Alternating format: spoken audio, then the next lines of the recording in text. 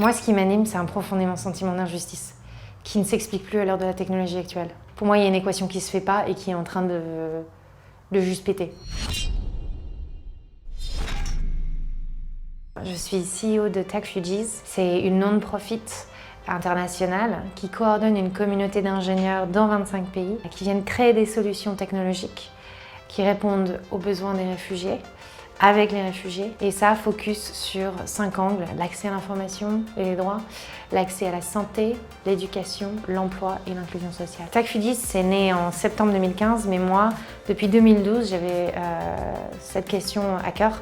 J'avais créé une start-up qui s'appelait Migrate pour aider la demande de visa en ligne. À travers ces 3 années de travail, j'ai acquis beaucoup de connaissances et de data sur ce qu'est la migration de nos jours.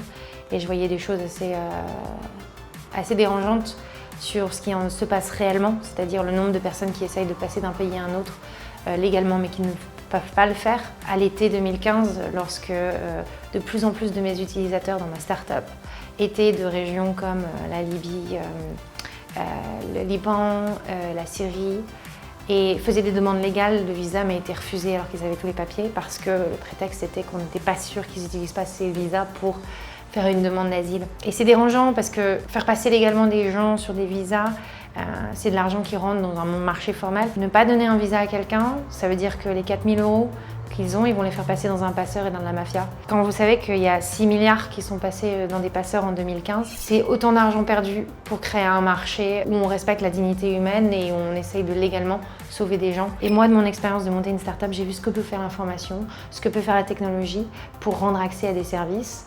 Je me suis dit, il faut ouvrir ce secteur à des ingénieurs, il faut créer une armée. Et c'est là que TechFugees est né. C'est qu'est-ce qu'on peut faire au-delà d'envoyer de l'argent à des ONG, c'est comment on va moderniser le monde des ONG pour qu'elles aient des solutions digitales. Oui, le programme est énorme et moi je ne le réglerai pas et TechFugees ne réglera pas tout. Mais on fera partie d'un écosystème de gens qui ont soutenu. Même si TechFugees venait à disparaître demain, même si moi je venais à 80 ans à me dire bon bah, j'ai tout échoué, en fait on passe dans le monde réfugié et on s'est fait arrêter. Je suis persuadée que ça contribue. Je suis persuadée que sur le long terme, c'est une petite avancée, c'est une première marche et une deuxième marche. Je ne vis pas pour voir le résultat demain. Si je faisais ça, j'aurais déjà arrêté et j'aurais fait autre chose. Parce qu'il est fort possible qu'on n'y arrive pas. Mais je suis persuadée, comme d'autres féministes avant moi se sont battues pour qu'on avance, qu'on avance, qu'on avance.